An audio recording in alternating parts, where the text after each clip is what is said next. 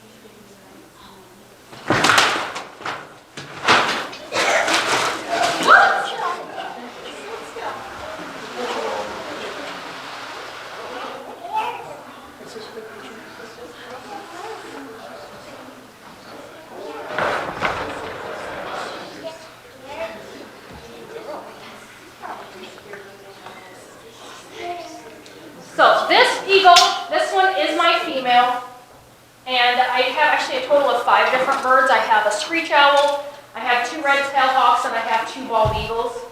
I have a male and a female bald eagle. All of my birds do have permanent injuries, so they can't be out on their own. It's like she looks great, she's mostly blind. So she can only see a teeny tiny little bit. Girl.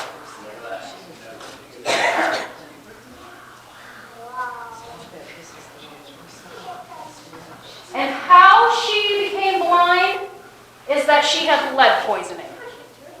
So lead poisoning is a huge problem for eagles in Iowa, and that is because we do get lots of eagles that come here in the wintertime, of course. And we also have a lot of deer in Iowa. And we have people that when they hunt will leave out like their gut piles, or if they don't have a good shot at a deer and they shoot it and the deer takes off and they can't find it back. Eagles, of course, are scavengers. They'll find that and they'll eat that deer. And if the deer was shot with lead ammunition, yes, we just put new stuff on you today, so I'm sure it feels fine. No, you don't need to pull that off. So if you're using lead deer slugs, it's really, really soft. When it hits a deer, it breaks into lots of little pieces, and it can travel up to 18 inches through that deer meat from where it went in. And a piece of lead the size of a baby aspirin is enough to kill an eagle. If it's smaller than that, it makes them super sick. She's gonna poop. Or maybe not. Nope. Psyching me out. Quit.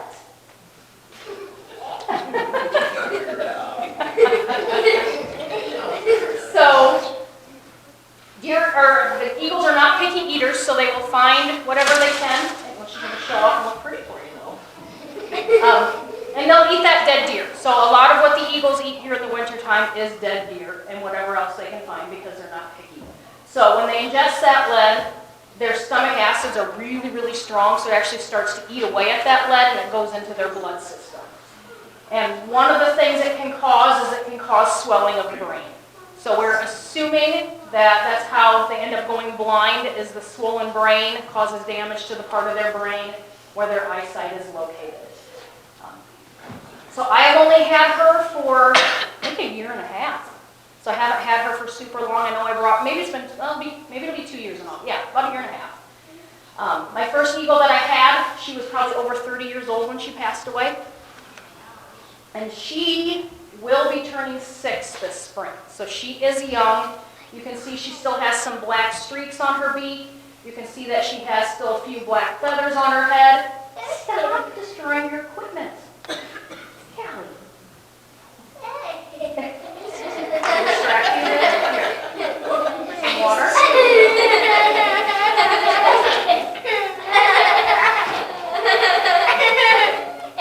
So, yeah. So she's from Calhoun County. Both of my birds are named for where they were found. So she's Callie from Calhoun County. And my male, his name is Clay. I've had Clay for, since 2007 I've had him. And he will be turning, I figured it out on the way here, I think 24 this year is how old he will be. So out in the wild, the oldest one lived to be 29 and a half, in captivity 39 and a half. And she's just going to show off. You were doing very good. So my male, I never take him anywhere. He's a stubborn pain in the butt. And it's just personalities of the birds. So with eagles, it seems like the females are a little bit easier to work with. With my hawks I've had, it's been females a little bit easier to work with. The owls, it's been males. But just like with people, every bird has a different personality. So like my male, Clay, he just will not sit nice. He just jumps all over the place and he's just not cooperative. He's just, I always call him a spaz when I'm going to the cage to feed them. So all of my birds did come from a rehabilitator. All the ones that I have now currently came from SOAR, which stands for Saving Our Avian Resources. They are located near Carroll's by the little town of Dedham. And I'm also on her permits. I know enough to get me by if I get in an injured bird. But, so they can't be returned to the wild. So my male, somebody that was not very smart shot him. So he was shot through his elbow. If you shoot an eagle, I think you can get 3 years in jail plus a $200,000 to $300,000 fine. They never caught the person that shot him, unfortunately. And with that wound in his elbow, he couldn't fly, and he started using his bad wing like a crutch. So he kept grinding it into the ground, and the whole front part of his wing got infected. My friend Kay at SOAR tried like 3 different kinds of antibiotics to make that infection go away, and it wouldn't. So he ended up removing part of his wing to save his life. I was there, I actually held the wing, and the vet quite literally sawed it off. It was kind of gross and kind of cool. But if we would have left that infection there, it would have gotten into his blood system, and then he would have died of a blood infection. So that's what happened to him. He also had lead poisoning, so he found a dead deer to eat. His blood or lead poisoning was not as severe as hers. So he doesn't have any lasting effects of that. He just has the missing wing. Out of my 2 eagles, she is the pretty quiet one, and my male is super loud and talkative, and he will talk to me all the time. She was not happy with me when we were getting her ready to go, since we had to put new equipment on her. She was making all sorts of noise and biting and all that fun stuff. But they still are a wild animal. No matter how much I work with them, they are never going to be 100% tame, and I'm always going to have to take lots and lots of precautions to make sure I stay safe. So at this time of year, we still have a lot of the migrators that come down from the north in the wintertime. Our ones that nest here do stay here all year round. I know I passed, there's a gravel pit, between Highway 3 and Highway 7 that there's 2 nests on right now.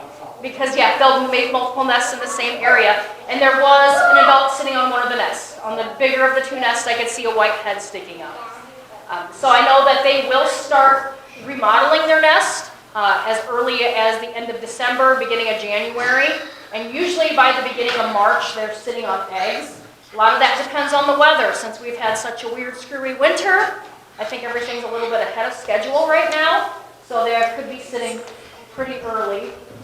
Stop, please. Thank you. Yeah, have some water. Thank you. So you can see she likes that. So I always carry a spray bottle with. If they get overheated, I can spritz them and also give them a little drink, and that just helps to calm them down. So their nest, like I said, they'll add to them, remodel them. If they have a good nest, they'll use it over and over and over again. So the average size of a nest is about the size of my rug. It's about 5 feet by 7 feet. The biggest nest that I've ever heard of was 9 feet across and 21 feet deep. It weighed 4,000 pounds and it broke the tree that it was in. And the reason they can get that big is if they do have a good nest, they will use it over and over and over again. They can start breeding when they're about 5 years old. And if they can live to be almost 30, that means there's 20, 25 years that they could use that same nest. So that's why they can get so big. And sometimes they'll have multiple nests in their territory. I know a few different places that there's 2 nests very close together. So when they do lay, so their whole mating ritual is that they have a special mating flight. That they'll fly way up high, they'll lock talons, and then they'll spiral down to the ground. They will keep the same mate, but if something happens to their mate, they will find a new one. So sometimes, I know if you ever watched the Decor Eagles, they know that one of them passed away and the one that was still remaining found a new mate and brought it to the same place. Kind of funny thing is a lot of times, you know, the male will bring in branches and then the female will rearrange how he put them in. They typically can have 1 to 3 eggs, and the eggs are laid 1 to 3 days apart. And they do incubate the eggs right away. So that means that the babies do hatch on different days. So with very experienced parents, usually all the babies will survive. If it's young and inexperienced parents, if 1 or 2 survive, they're doing good. And that is because since they hatch on different days, the babies are different sizes. And it's not unusual for the biggest ones to pick on the littlest one. And sometimes they will even shove the littlest one out of the nest and mom and dad don't care. And that's because they go from a teeny tiny eaglet about this big to the same size as mom and dad in about 2.5 months' time. So they grow really, really fast and need lots and lots of food to grow. So I keep saying this one is my female, and I know that because of the size. Who's bigger, males or females? Females, yes. So she, when I got her, weighed, I think it was about 12.5 pounds. That's pretty good sized for a female eagle. My other one, I think she weighed about 11.5 pounds. My male, he only weighs about 8 pounds. So there is quite a bit of size difference in between the two. The average size of an eagle in Iowa is right around 10 pounds. So male's smaller than 10, female's a little bit bigger. Down in Florida, they're smaller, so the average size is closer to 8 pounds. Up in Alaska, it's closer to 14 pounds, so a little bit bigger. And that is because, of course, you know, it's colder up there, they need to stay warm. She is doing very good. She's showing off, too. Sometimes you'll get in eagles, of course, that are injured or whatever, and it's hard to tell if it's male or female because of size. They can sit right at that weird 10-ish pounds. And then the way you can check is by measuring their beak depth. So that's one way we know for sure that this one is a female. And I mean, if I look into my bird cage, my male and female do stay together, and you can easily see who's bigger and who's smaller. So the word bald is an Old English word that means white, and that's where their name comes from. It actually takes them at least 5 years to completely get their white head. So when they start off life, they are all brown with a black beak, except for when they're flying, it looks like they have white armpits. When they're 2, they get a big white belly band. When they're 3, they are brown and white all over.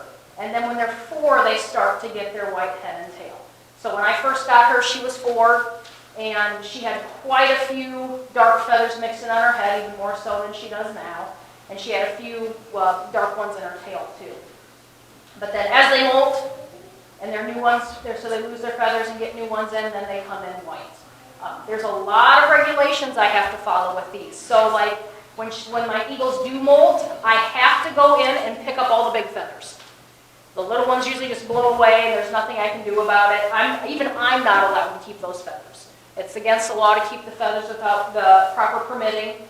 So what I have to do with those feathers is ship them to what's called the National Eagle and Wildlife Repository. It's in Colorado. And what they do with those feathers is they give them out to Native Americans. So that, because of course Native Americans, eagles are sacred to them, special to them. So they are allowed to have those feathers and use them for different purposes. Some tribes actually have aviaries with eagles too, so then they can just keep all the feathers that they get. You are just showing off like crazy today. So when I did first get her, I actually did have to wait and see first if any of the tribes did want her. So if one of the tribes would have wanted her, then she would have had to go to them first. I'm trying to think of what else. It's been so long since I've done an Eagle program, since I've been laid up. So I do have to have permits for her, of course. I have to have a permit from the state of Iowa through the DNR, and then I also have to have a permit from the U.S. Fish and Wildlife Service. And in order to get those permits, you do have to have lots and lots of training. So like to have an eagle to take someplace, it's supposed to be like 500 hours worth of training. Luckily, since I've had other birds for so long, and I've worked with a lot of other birds with the rehabilitator that I work with, they allowed me to count a lot of that time. I did still work with both my male and my original female before I did get them. So their enclosure is back behind my nature center. I don't have quite such a nice nature center. My nature center is an old cattle shed that's been remodeled. And their enclosures are back behind. And it is 20 feet wide and 30 feet long. So it's very large. Most of it is made out of chain link fence, so that way people can come out and see them at any time. There is a roof over the north 10 feet of it, and then there is walls along the north side, and they extend just a little bit down the east and the west side just to give them an area that they can get out of the weather. They love the rain. They will go out and sit in the rain all the time. But like in the wintertime, we get cold north winds. That does block the wind for them, and then also gives them shade in the summertime. Heat is way worse on them than cold. Because all they have to do, if you see little birds in the wintertime when it's cold, they just poof up their feathers, and that's like us wearing layers of clothes. But when they get overheated, the only way they can cool off is by panting. So the heat is way, way worse. Another way they can cool off, so like in their water dish, is blue plastic kid pools. We have, I think, like 3 or 4 of them stacked up on top of each other because of their talons. So when I do go catch her, there are a lot of precautions I have to do to keep myself safe. So no matter what the temperature is, I have to put on like a big heavy Carhartt type of coat. I wear welding gloves, which are these ones up here. And then I make sure I have like sunglasses or something on to protect my eyes. I like it if I have somebody that's able to come in and help me get her cornered. And she was fairly cooperative today. So normally we chase her around until we get her stuck in a corner. And then a lot of times what she does is flip over on her back and start grabbing with her talons. So, and that is the most dangerous part of her is her feet. So I grab her ankles, kind of scoop her up like a baby, and then carry her. Since she does have both wings, it can be quite the workout, because if she starts squirming, it's really hard to hold on to her, but I always make sure I have her feet. A lot of times what she does, and like the whole time we were working on putting her new equipment on, she was biting me, and that's why I wear the coat. So that way she does not hurt me. So their feet are super strong. I know I can squeeze, I think it's only like 25 or 30 pounds per square inch. She can squeeze like 400. So like when I do have her up on my fist or anything like that, if she would want to, she could crush my arm. But their natural instinct, of course, is to get away from people and make sure they stay safe. So their favorite thing to do, hey, you kids know what their favorite thing to eat is. What is it? You know? Fish, yes. Bald eagles love to eat fish.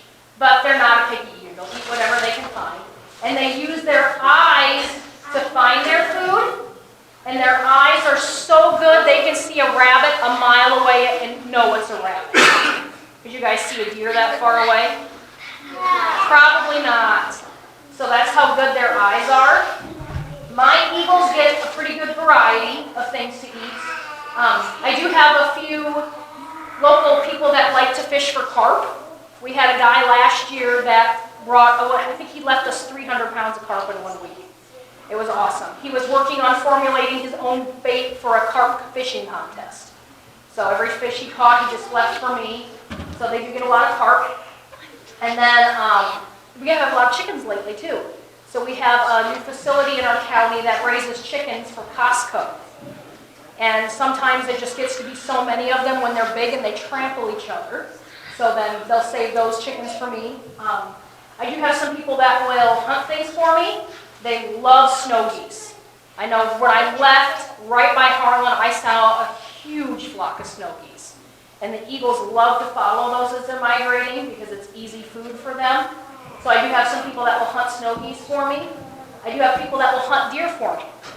And with that, of course, you know, it either has to be shot with bow and arrow or with copper ammunition. I won't take anything with lead. Waterfowl, you have to use steel ammunition, and the steel does not hurt them either. I pick up tons of roadkill, too. So the sheriff's office, I'll get all kinds of calls from deputies letting me know about roadkill deer. They do eat quite a bit. They eat 10% of their body weight every day. So when I feed them, I have to put about 2 pounds of food in there. So for some of you younger kids, that means you would have to go to McDonald's and eat about 20 quarter-pound hamburgers or cheeseburgers every day. Do you think you could do that? No, it's a lot of food, isn't it? But they have to eat a lot of food to help them to survive. So I want to make sure I open it up for some questions because I know I have forgotten lots of things. Yeah, go ahead. You said that they started with black nose. Yeah, black beak, yep. How long did it? So you can see she still has some black streaks in it, and she is turning 6 this year. So it takes at least 5 years, and the older they get, the brighter their beak color will get. Yep.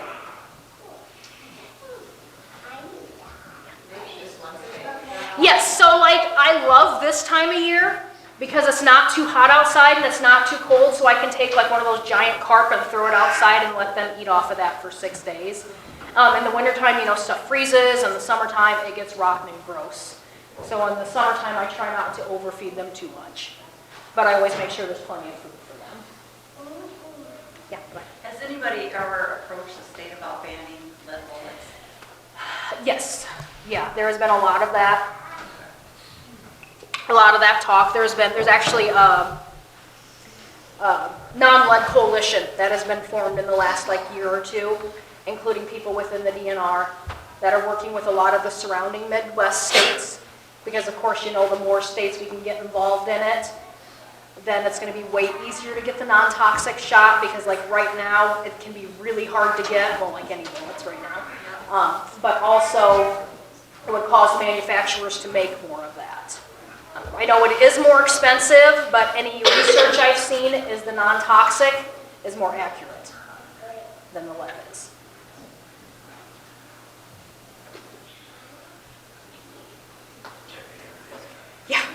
Yeah, I'm very surprised and happy about how well she has done today.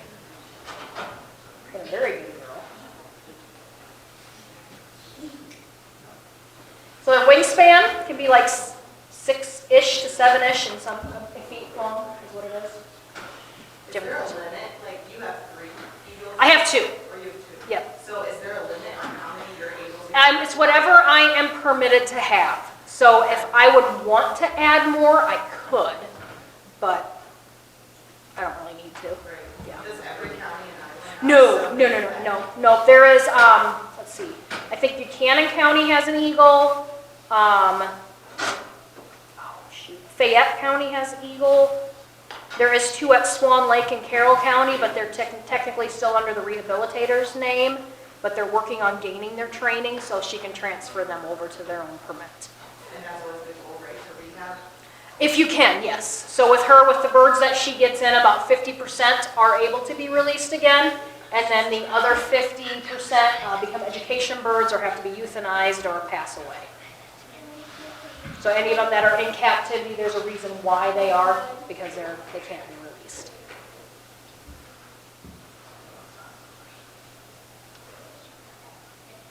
Do you have to do any maintenance with their beaks? Thankfully, no. With my other birds, yes. Yep, which because I was like, I would hate to imagine trying to do that on them. That would be a pain. Because my other ones don't like it so well. The little screech owl, he's super easy to do his beak and talons, but like my female red tail I have, her talons are the worst of any bird I've ever worked with. They've gone through gloves of mine like multiple times, so just about every time I take her out, I can just snip the tips off, which isn't so bad. The beaks, it's way harder on those bigger birds. You have to actually use like a hog tooth trimmer. So super strong, super strong. So then you have more than one neighbor. Yes. Because you can't My screech owl one is indoors. It's a small one. It's 6 by 6 feet. And then my red-tailed hawk cage is out back, right by my eagle cage. The red-tailed cage is 12 feet wide and 22 feet long. And then they have their bigger ones, because of course, you know, bigger the bird, the more room that they need. And they have a whole bunch of different perches in their cages. A lot of theirs are 2 by 4 perches. And then we coat them with like indoor-outdoor carpeting, because if it's a smooth surface, their feet will rub against that. And then they can get something called bumblefoot, which is an infection. So, you know, like getting a blister and then getting that infected. We have a really, really high support beam under the roof in their cage. And we ended up having to coat that because of her. The male, of course, couldn't fly. And then there was the first time it happened, I walked in, I'm like, okay, where's my eagle? And then looked up and she was way up high. So, yeah. So she's figured out, it's like she has a little bit of sight. And of course, you know, she's been in her enclosure for a year and a half, so she knows her way around very, very well. So does she attempt to nest? Because she's about the age where... So they do. So even when I had my other one, usually this time of year, one of the things I do for enrichment, just to help them encourage more natural behavior, is we throw a bunch of sticks in there, and they will pile up the sticks in one place. I used to keep a rake in the corner of the cage, but I finally ended up pulling that out because they kept using it in their nest. And I'm like, that's probably not a good idea if you have that laying the wrong way. So we did end up taking that out. So I know my male does that a lot, because I don't know if she would be old enough now that she would probably be joining in some of that behavior too. But yeah. And sometimes she can, I know my old eagle at this time of year, I always said that she got really hormonal, and she was more difficult to work with during the springtime when it was breeding season.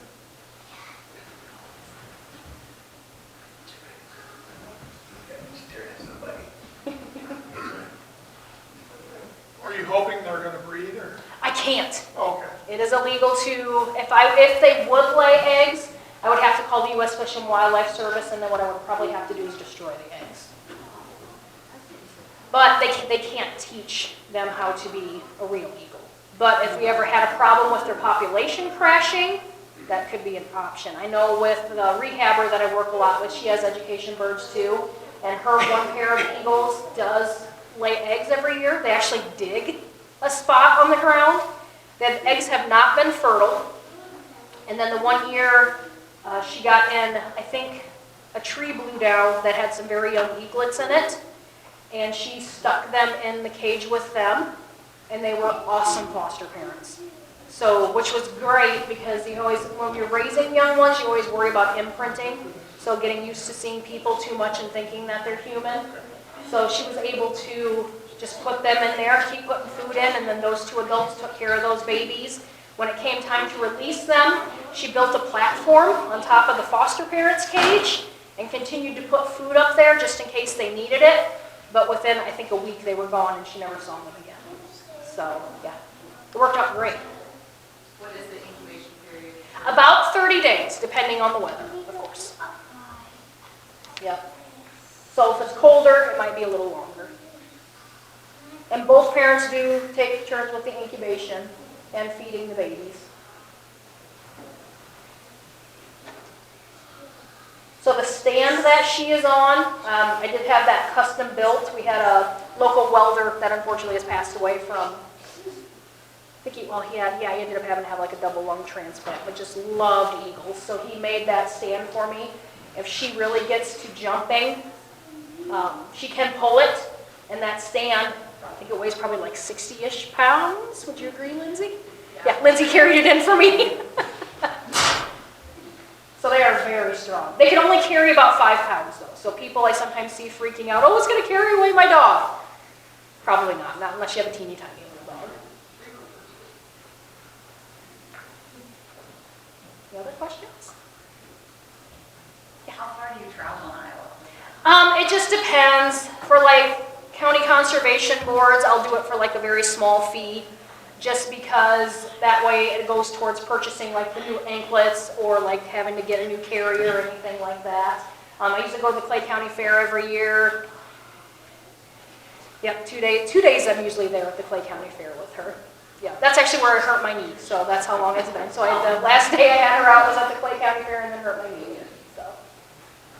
You just have other stress Yep. So they're called anklets that go around her ankles, and then the long strips of leather that come off are Jess's. And there's actually special companies that make those. She's so calm. I know, she's doing great. I'm so shocked. I'm so glad. She remembered her training, apparently.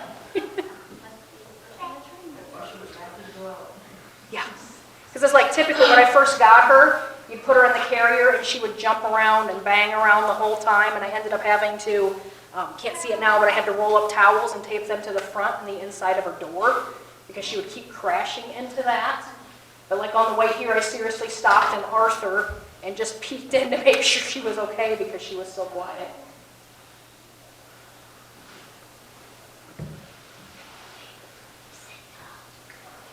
So do you know when you're going to be at the fair?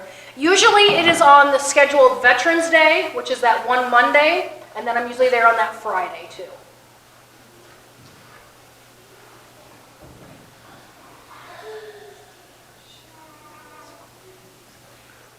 If there's no other questions, thank you everybody for coming today. Thank you. Sure, thank you. You're welcome. Okay, you're welcome to take pictures of her and all of that. Just try not to get any closer than the chairs.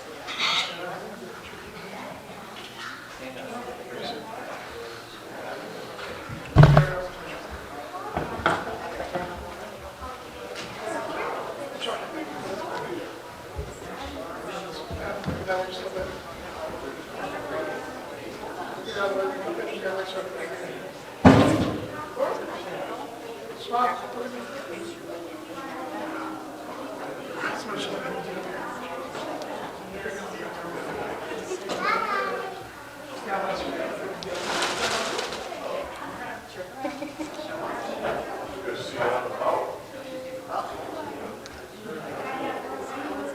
Good.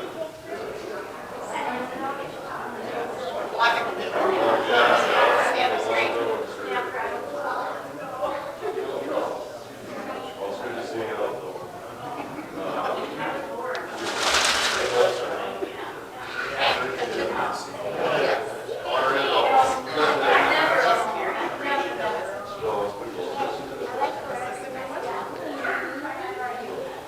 She's got a queen.